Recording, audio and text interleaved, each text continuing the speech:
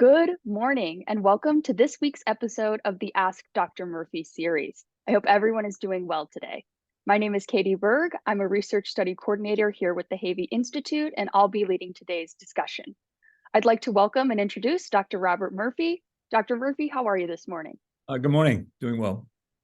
Dr. Murphy is the Executive Director of the Havey Institute for Global Health, as well as the John Philip Fair Professor of Infectious Diseases here at Northwestern's Feinberg School of Medicine. He answers your COVID, public health, or infectious disease questions each week here on the Havey Instagram Facebook page. Please feel free to submit any questions that you have down below. Dr. Murphy today will be answering viewer-submitted questions as well as reacting to the latest headlines through today, September 14th. We're going to start with the updated US COVID statistics. As always, we don't have the exact number of cases, but the average that we think is about 10,300 cases per day. Average new hospitalizations, which we do have, has risen to 2,665 per day. And average COVID deaths per day is 38.7. That new booster proportion is staying steady at 17%, but I know we'll have some news about that. Dr. Murphy, your reaction to these numbers? Well, the hospitalizations keep going up. We don't know how many cases, but it seems like there's an awful lot going around. I mean, everyone I talk to anyway has either had COVID themselves, or if it's a healthcare provider, they're taking care of a lot of patients with COVID again. And it's kind of a routine thing now because people are getting tested by themselves, even though their insurance company's not paying, or not paying for the test kits anymore. They're getting diagnosed. They're getting treated with Paxlovid if they are eligible for that. And it's kind of like offline. It's those are not getting reported.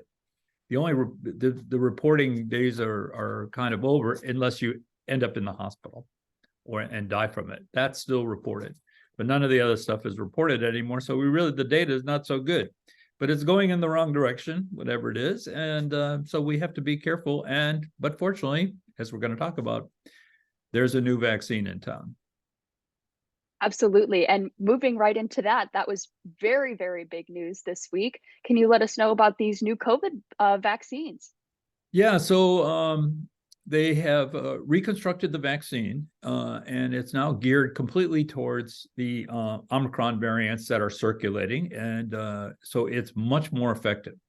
So Monday, the FDA approved the vaccine for anybody 6 months and older, which was the last approval. Now, some of that is full approval, and below 5 is emergency use authorization, but regardless, it's approved. You can get it. And then the CDC met on Tuesday, their advisory committee. There had been some discussion whether it should be approved for everybody like the FDA has allowed, or it should just be for people at high risk. And 13-1, they voted that everybody should get it. In other words, everybody 6 months of age and older, whether you've been vaccinated or not. And for kids, if they've been vaccinated, it's just one dose. For everybody, it's just one dose, actually. And if you're unvaccinated and a kid, you go through the multiple dosing, but you don't have to go back to the old vaccine. You just get this new one. So it's pretty simple now. They're not calling it a booster anymore either, because a booster would be giving the same vaccine again. This is really a different vaccine. And it's like the flu. We don't call your annual flu shot a booster. We call it it's the booster. It's the flu shot of the year of 2023. So the same thing is going to be with COVID. So it's not a booster. It's a new vaccine. Moderna and Pfizer's vaccine, the mRNA vaccines, were approved this week, as I just said. The Novavax vaccine is still waiting for full approval. So that should be soon, like within the next week or so. So if you, for some reason, can't take an mRNA vaccine, or you don't want to take an mRNA vaccine, you can wait for that. That's the traditional design vaccine, the Novavax vaccine. Works just as good. Now, the government has not bought all these vaccines, so your insurance will pay for it. But there's all sorts of programs out there. Medicare and Medicaid pay for it. And there are some programs if you're uninsured to get the vaccine. but it's available supposedly in some places as of today. So you have to find it, but within a couple of days, it'll be available everywhere like it was before. Amazing, huge news. Everyone, keep your eyes peeled and on the lookout for those new COVID vaccines and when you Yep. can get yours. We're going to transition now into our submitted questions. They are revolving around similar topics. Our first comes from a viewer who is in their late 60s and had a Moderna bivalent booster about 4 months ago. Okay. They have some conditions and were speaking to their doctor, had a recommendation in about 6 months, so 2 months from now, getting this new vaccine. What is your opinion on waiting to get the vaccine versus going for it now? Well, there's no official guideline or rule that says you have to wait 6 months. That person is eligible to take it now. But these are decisions between the patient and the doctor. There's a lot of COVID floating around, so you're at risk for COVID, and the old vaccines don't work as well. So it's a discussion you have with the doctor, but there is no rule that says you have to wait 6 months. So, Mhm. um, And should this person, they said they had a Moderna booster the last time they had a dose, should they stick with Moderna? Does it matter? Go to Pfizer? doesn't matter. Get whatever you want, and they work just as well. Mhm. There's some advantage. It's not strongly proven, but there's some suggestion that actually mixing and matching may be beneficial, but that's a slight advantage if it even really exists. So get whatever you want. It doesn't make any Mhm. difference. They also followed up, as they are in that 60 plus group, that they're also considering getting the RSV vaccine. Can you give your general recommendation for that vaccine as well? Yeah. So like a month or two ago, the RSV vaccine was approved. Respiratory syncytial virus causes about 10,000 deaths per year, usually in kids, very young kids, under 2 or under 5, if they've got any kind of medical problems, and over 60. So it's approved for the over 60 population. There's a treatment and there's a preventive treatment for the young kids. So it's keep those things separate. But as far as the vaccines go, and you probably see, I've seen them on television, they're advertising for people 60 and over because there's a lot of people don't know what RSV is. It's just recently the testing for it has gotten much better. So all of a sudden, oh, look at all this stuff as RSV. And so a lot of people in the hospital, especially elderly people, they may not have COVID, they could have RSV. Now it also occurs, of course, in renal transplant patients, people who are immunosuppressed. So there's and it can cause problems. And like I said, 10,000 deaths per year. You may remember in the last season, a lot of kids were filling up the pediatric ICUs and the hospital beds with RSV. So we know that it causes significant disease. So, but anyway, if you want to take that vaccine, and it's highly recommended in the over 60 crowd, that go ahead and get that. But I would say in the priority of things, COVID is the most likely thing you're going to get. So get the new COVID vaccine. Flu is the next likely thing and potentially lethal, although 1/3 as lethal as COVID. COVID is 3 times worse than flu. And then RSV. So you can take the COVID and the flu vaccine at the same time. So if it's just convenient for you, go ahead and get them together. It's up to you, personal decision, or your doctor may make a recommendation to split them apart, whatever. It really doesn't make too much difference. It is approved to give together. The RSV you should take separate. And like I said, the priority would be COVID, flu, and RSV. But you should get all 3 of those things and you'll have a much safer winter. Absolutely, and thank you. You answered another one of our questions that we have, which is, should we stack these vaccines? And from your answer, I'm hearing COVID and flu can be stacked, but don't have to wait on the RSV. Right.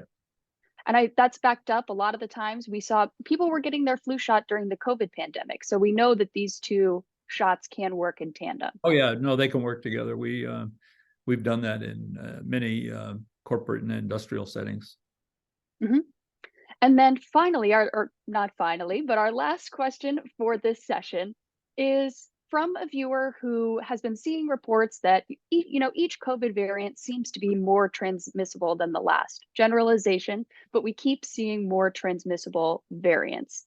How does that translate into coming into contact or being exposed to someone with COVID, with or without a mask? And does the length of the contact of exposure play a big role in that?